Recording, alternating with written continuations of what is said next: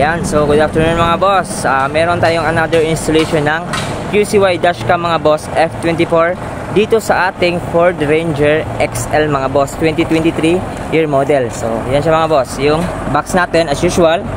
Yan, yung 4K Ultra HD BSD mga boss. Yan, ito yung naka-indicate specs niya mga boss ng F24. Yan, yan siya, high-tech. Yan siya sa box niya mga boss. So tignan natin yung kanyang camera para sa likod mga boss. Kasi sa other video hindi ko napakita yung camera. So ito yung camera ng back mga boss. Sa Ford dito namin nilagay yan.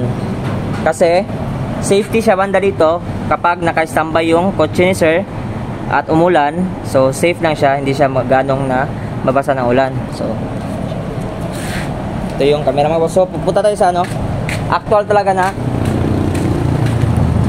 ito yung QCY talaga mga boss dashcam. Yan. So naka dual mode na siya. Ito sinet ni sir. Yan.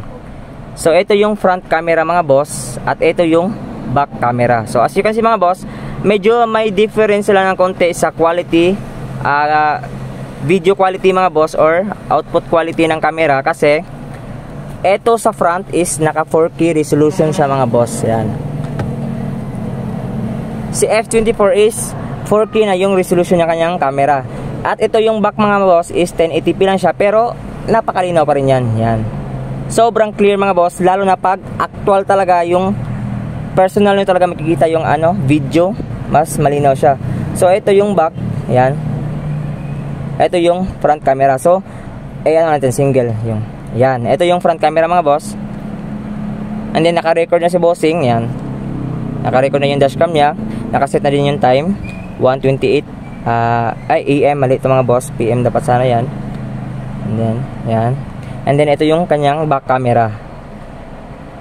So mga boss, meron siyang features pala yung camera niya. Hindi nyo na kailangan i-adjust sa likod or sa harap.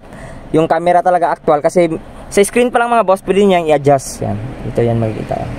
Sa left side mga boss, yan. Up and down mga boss. Depende sa preference nyo mga boss kung anong angle yung gusto nyo pong makita. Yan, sa back camera. Sa front mga boss, ganun pa rin, same rin siya. Pwede nyo siya i-adjust. Yan, depende na sa inyo mga boss. Yan siya.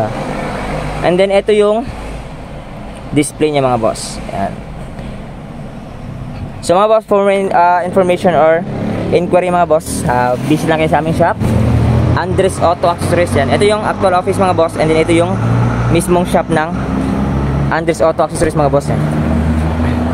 Ito siya, actual shop. Yan.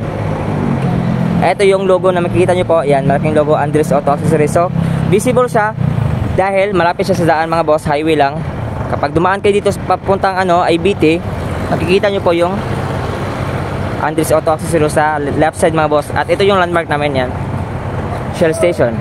So yan lang mga boss. Peace.